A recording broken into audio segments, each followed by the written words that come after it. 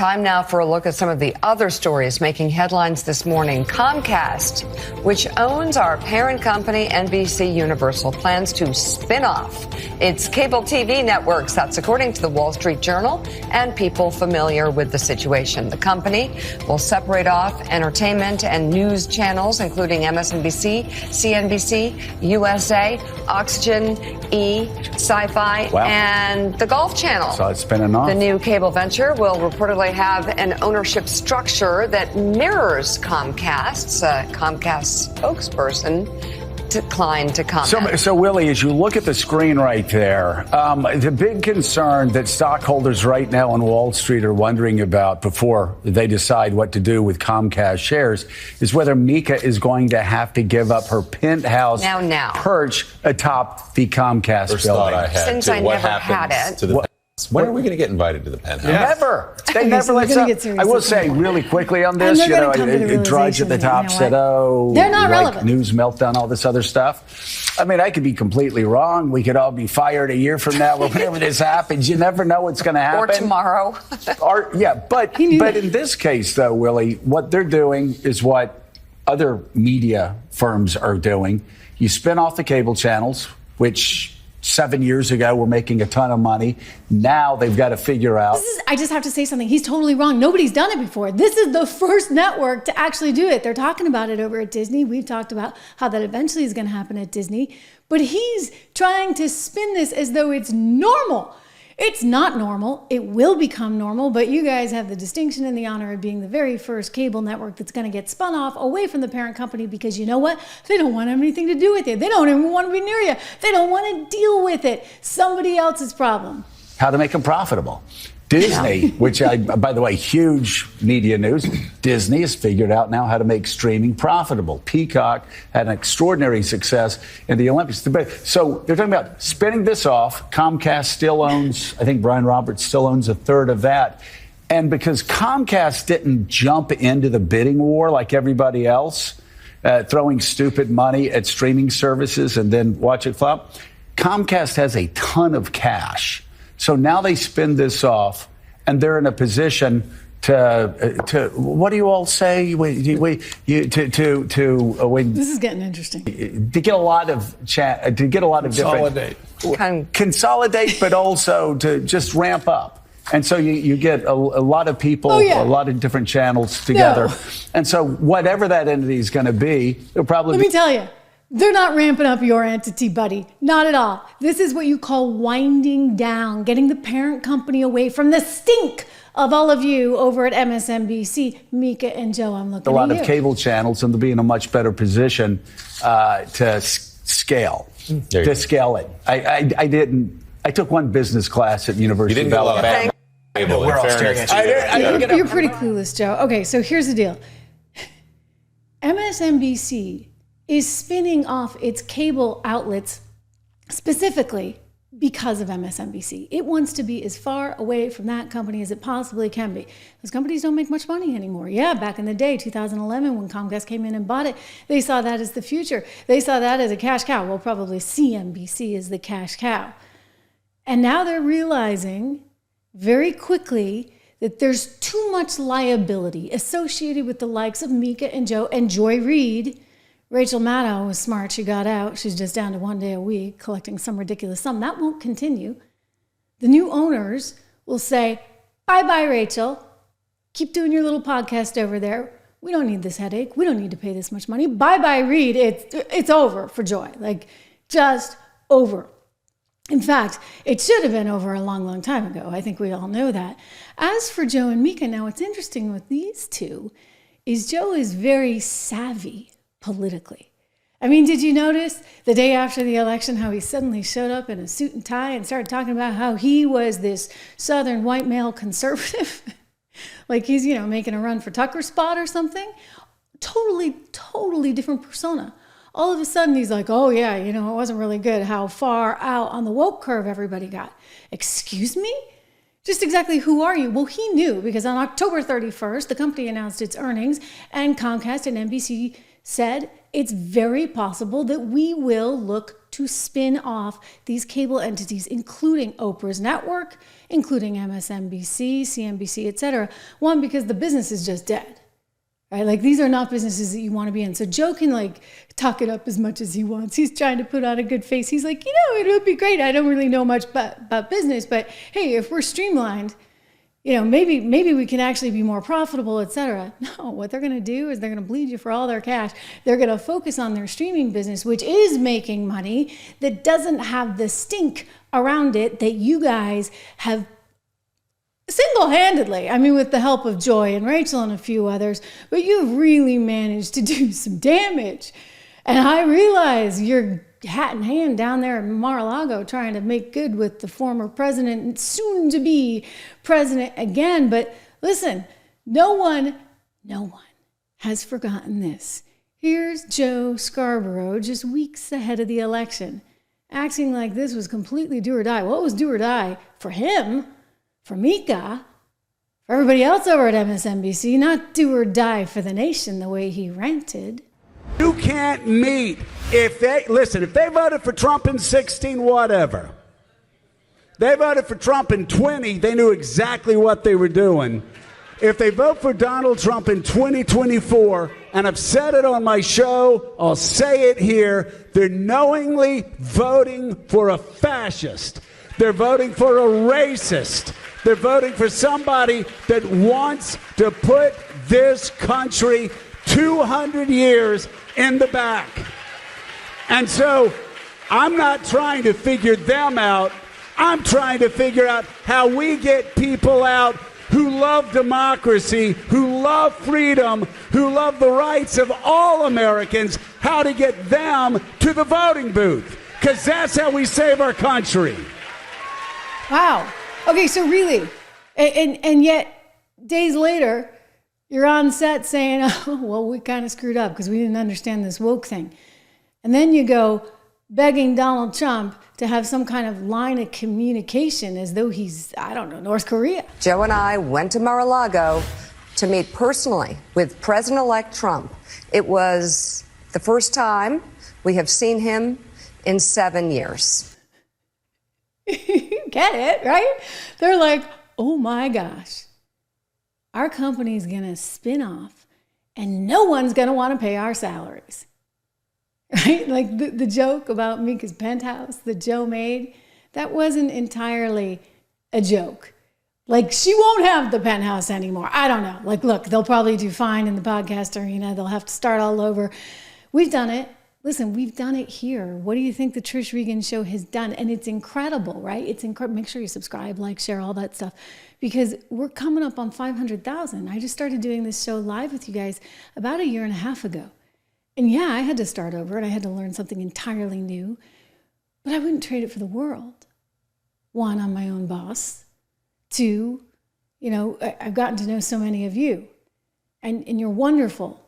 Thank you for your patience today. I wanted to make sure that we had that sound of Mika and Joe saying they may be fired. I thought that was worth holding out for, but this is a whole new ball game, and maybe they could do that, but I think they're going to hang on for dear life. They're going to keep trying to collect the pretty paycheck, and somebody's going to say, this isn't worth it. It's not worth the headache. Why do I want to deal with this? Now I got the FCC breathing down my throat, because that's going to happen. You got Brendan Carr over there who's coming in as head of the FCC under Donald Trump, and they're going to say, this is ridiculous. I mean, you people are spouting real nonsense, real misinformation, fake news on steroids, and somebody's going to be held accountable. Brian Roberts just doesn't want it to be him. So again, the story breaking that Comcast is going forward with its $7 billion spinoff. I don't know if they're even going to get $7 billion for this company. I'll tell you, nobody wants to touch it. It's like a freaking hot potato. Really? Like, who wants it? You want to deal with that baggage? No, thank you. So lots of stuff going down. They are interestingly keeping, it seems, Telemundo, the local TV stations, the broadcast network, and Bravo, which you see on the screen if you're watching on YouTube Live right now. You can see those are, I believe, the ladies on Bravo there, or perhaps, actually, forgive me, that may be E. But the Housewives series apparently is a hit, and they want to keep the hits and get rid of Oxygen get rid of MSNBC, get rid of E, and get rid of Sci-Fi. And Joe thinks that this is a good thing. You know, somehow they'll be able to streamline the company and all will be better, except it won't. It won't, right? A quick reminder, we got the shop up and running. TrishRegan.shop if you're interested in getting maybe some merch ahead of the holidays, like your coffee cup for your die, or maybe your American flag patriot hat, designed actually by yours truly. But this is really remarkable. I mean, you saw the other day how they admitted that they went down, of course, to Mar-a-Lago. This was after having said just the day before that if you voted for Trump, you were effectively a Nazi. And then he says that the news network that is most critical of him should be taken off the air. This is not a reach. I could go back and talk about Nazi Germany, and I do it without any concerns whatsoever. And if people can't start drawing the parallels, well, you're just stupid, or you have your head in the sand, or you're one of them. Over the past week, Joe and I have heard from so many people, from political leaders to regular citizens, deeply dismayed by several of President-elect Trump's cabinet selections, and they are scared. Last Thursday, we expressed our own concerns on this broadcast and even said we would appreciate the opportunity to speak with the president-elect himself. On Friday, we were given the opportunity to do just that. Joe and I went to Mar-a-Lago to meet personally with President-elect Trump. It was the first time we have seen him in 7 years.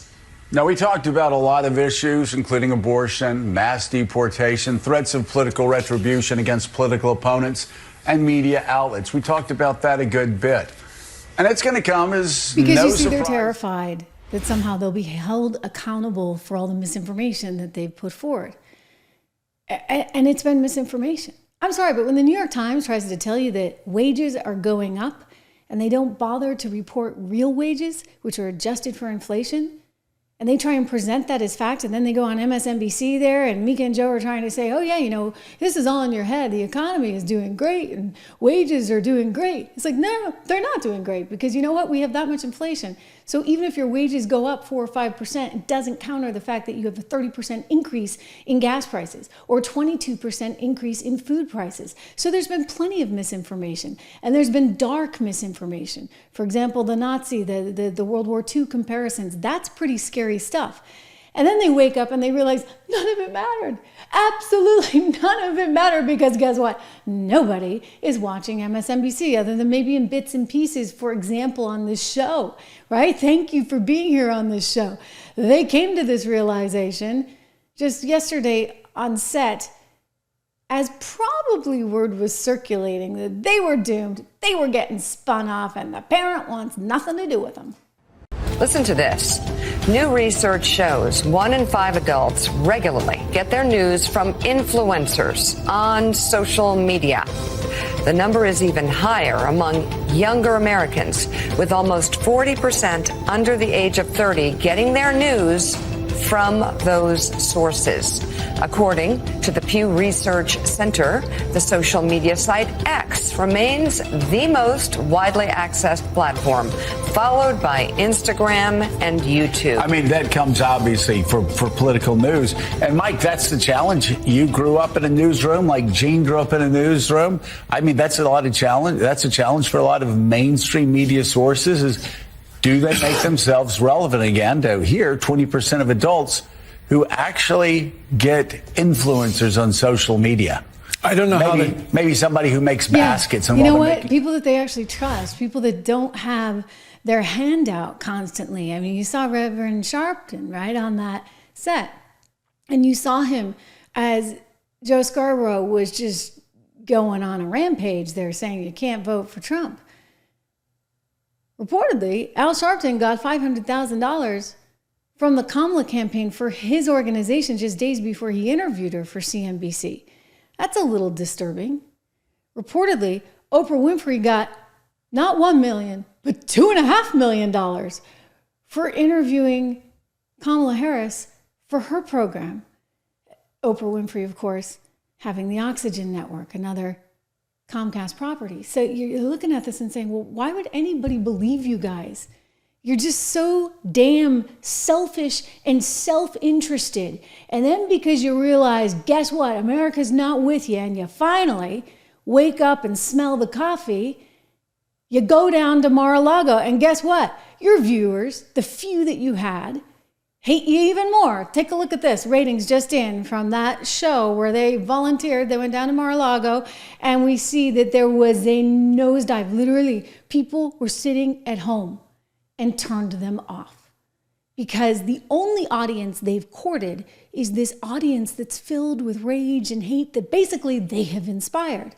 And so then when you find out they're actually willing to court the enemy, maybe you don't think so much about it. Maybe you don't think so much about them. Maybe you actually think, I've been duped. I've been fooled. These people are nothing but a bunch of phonies. And guess what? You would be right, ladies and gentlemen. Phony they are. Take a look at these numbers. They dove. Nielsen ratings show 145,000 viewers turned off MSNBC in the 7 a.m. hour, just as Mika Brzezinski said, guess what? We went to Mar-a-Lago. Ha, ha, ha, ha. You know, typically in morning television, the first hour is the toughest, and then you build and you build and you build, and then you hand off for the day side a nice big fat number. That's not what happened. 38% of the audience in the key 25 to 54 age demographic, which is pretty big as a, you know, it's a big deal. It's what they sell in cable TV for advertisers. They all tuned out. And apparently they hobbled together a few more viewers before they left the air at 9 a.m., but it's not good. It's not good because everyone now knows the phonies that they are. And so do the bosses. The bosses know not only are they phonies, they're liabilities. Donald Trump promising to sue for billions. MSNBC's part of that club, right? But if it's not the lawsuits, it's the threat of the FCC, which no longer cares about such stupid stuff like their number 2 priority. Brendan Carr tweeted this out. He's getting rid of this. Number 2 priority at Joe Biden, Kamala Harris's FCC is to have diversity, equity, inclusion represented on television all the time. I'm sorry, like, is this why Joy Reid has a job? Is this a DEI mandate? Because she's not very good. She's not very smart. She's not very informed. This is a woman who's actually trying to encourage people not to meet with their relatives on Thanksgiving if they dare to vote for Trump. Why? Because she's going to be out of a job?